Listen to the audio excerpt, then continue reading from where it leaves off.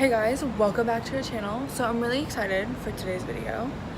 And that's because today I'm going to be giving you a DIY tutorial on how to do one of my watercolor tailor paintings. So I wanted to make this as easy as possible, and I feel like this might be a little bit hard to follow just because I was using one of my hands to hold the camera and then one of my hands to paint, so it might be a mess, but I hope it helps. Okay, so here are the things you need. You're gonna need tape. Any type of tape will work. I'm using just Scotch tape. I usually sometimes use drafting tape, but I ran out of that, so I'm gonna use what I have. You're going to need paint brushes. Any kind will work. Are these dirty? No. Whatever your preference is and whatever your budget is, and if you already have some, great, do it. The next thing you're gonna need is watercolor paper, which can be really expensive.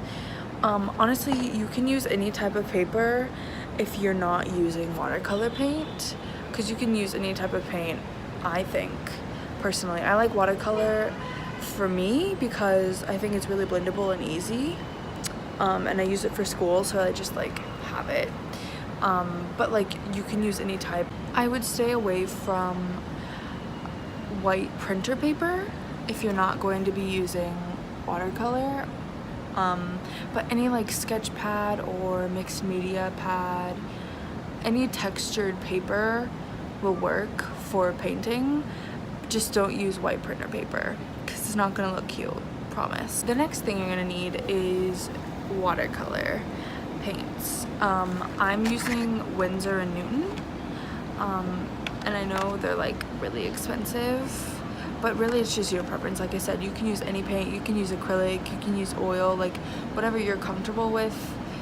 I personally just think watercolor works better for me, and you can get like a cheap watercolor palette at Michael's for like $5 if you want, or you can just use what you have laying around the house. But the colors you're going to need are, so these are all the colors that I'm using for this painting. Like I said, any like burnt brown color, any variation of these colors, but you will need all of these colors for this tutorial. And the last, and I think probably the most important thing you need is a cup and water and paper towels. A paper towel, because sometimes you want to wipe it, but you're definitely going to need a cup and water and a surface to paint on. Anyways, that's everything you need. That was honestly so rude. Anyways, so that's everything you need. Let's get started. I'm sorry in advance for the shakiness and messiness of the recording. I totally lied. Okay, the last and most important thing you need besides water and a place to paint is a reference photo. So this is my reference photo. Going to be basing the whole painting off of that. You can use the same one or you can do whatever you want. Like I said, this is a tutorial, but it's basically the same technique if you're gonna do any tailor painting. So a reference photo is nice. I'm gonna be looking at this photo while I'm painting to try to match it. I'm not gonna get it perfect because I'm no Picasso, okay? I'm not Michelangelo, I'm not Picasso. I'm not even gonna pretend like I am, okay? I'm just me. I'm just having fun. And I probably should have like traced it, but I'm just not one of those people. So if it's easier for you to like trace something and then paint it, definitely do that. Like, by no means is the way I'm doing it the only way to do it. Just putting that out there. But okay, now let's get started. Here we go.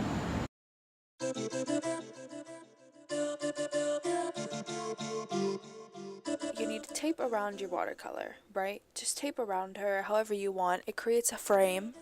So I like to do her a little bit thicker on the bottom than the rest to make it look kind of like a Polaroid. You know, like a little snapshot. And then once you do that, you need to tape the corners down. So now we're going to get our colors, and we're going to take our blue, and we're going to take our purple, and we're going to put them on our little paint thing, and we're also going to take gray, and we're going to put our gray on our paint thing. And then we're going to dip our brush into some water and begin painting. Now we're going to really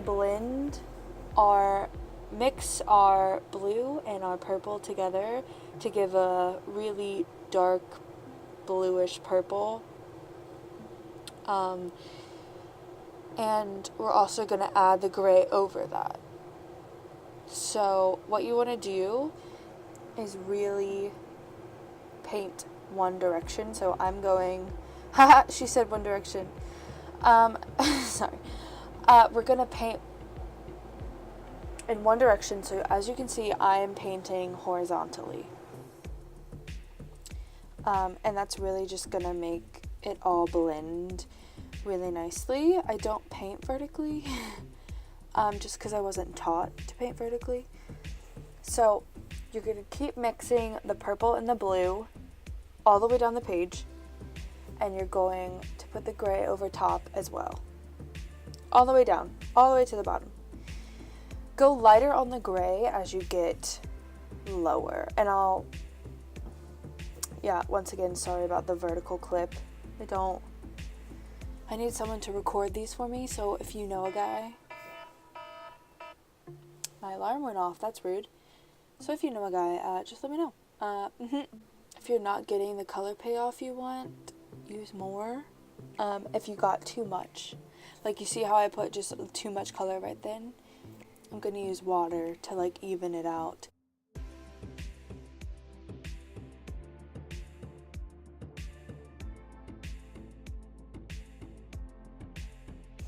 I'm taking like a gray and putting it all the way across, and that's because that's like the section in the crowd. It's like the mezzanine. So if you've ever been to a stadium, you know there's like an awning that separates the different levels, and that's the different levels. I know it doesn't look like that right now, okay? I don't need it, but it will. So that's what that's supposed to indicate. So there she goes. Keep blending her. Literally, the trick to this painting is blending. Just blend, blend, blend, blend, blend until you die.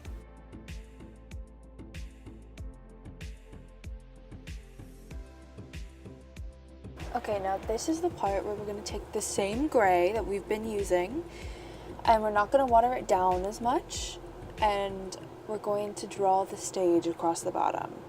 This is where Taylor's going to be sitting at her piano, like our reference photo. And just take it all the way across, make it as pigmented as possible. Yeah. Now we're going to draw the piano, okay? Now this is the part where you can let your painting dry and you can trace it, or you can just freehand it like I did, to where it looks like a potato, and then we kind of get something. Can you tell it's a piano? Maybe, kind of? Okay.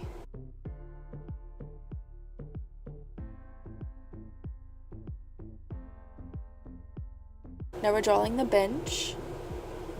And we're drawing Taylor sitting at the bench. Oh, it's getting exciting.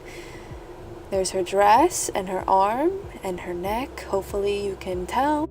Okay, so now I mixed my yellow and the white that I showed you. And now we're going to do Taylor's hair. You know, very vital to understand who it is. So many people have blonde hair that doesn't do anything. And then we're going to take the white and do the detail of the Don't Blame Me dress / Long Live dress. And we're also going to do the keys on the piano. And we're going to take a nude color and we're going to make her hands and her legs, so you know it's a person. And then right there I'm taking a dry brush and really just carving out the bench to like indicate that she's sitting on a bench, and I'm carving out the legs of the piano so you can really see it. And then we're going to take the white and we're going to do all the crazy detail on her piano.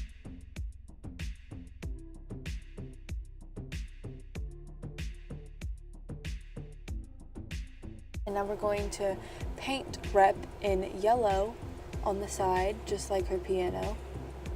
Well, her piano says reputation, but that seems like a lot of work. And then we're gonna take our purple and we're gonna put purple on the stage. Like she has lights beaming down on her, so those are like the lights. And then we're gonna take the brown and we're gonna add it onto the piano. I'm just like really making sure the piano is really detailed. So take that as you will. And now we're gonna start doing the dots for the crowd. Now this is gonna take speeding it up so it doesn't look like it takes a while, but I promise you, it does.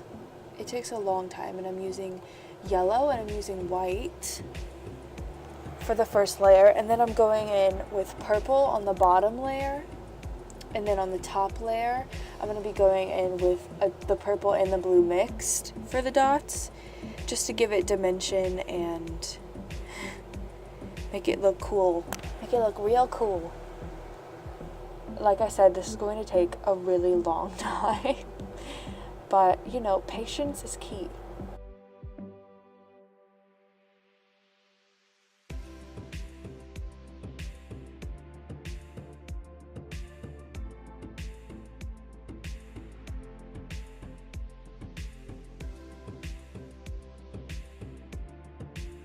And now we're going to start doing the spotlights. So you can't really see it, but I took white. I took the white and I'm just really blending in the white, and it's picking up all the other colors, so it looks like very transparent, and it's kind of cool. Because she has light shining on her, just like our photo. So that's what I'm doing, and I'm doing it on both sides. And then I'm going to do some on the stage to make a nice reflection. And once you do the reflection on the stage, you're done. You're done painting. You did it.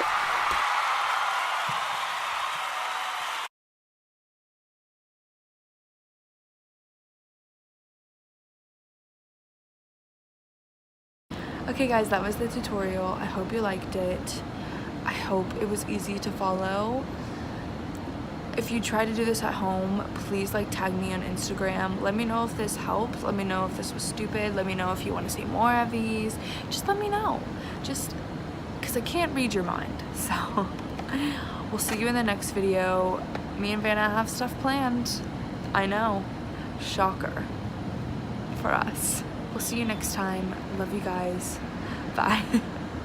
Why am I acting like I'm a YouTuber? I'm not a YouTuber. Okay? I'm just out here doing things that are fun for me. I have paint all over my hands. I gotta go. Alright guys, that's the tutorial. I hope. Honestly, all these car horns are so rude. Have some respect, New York City.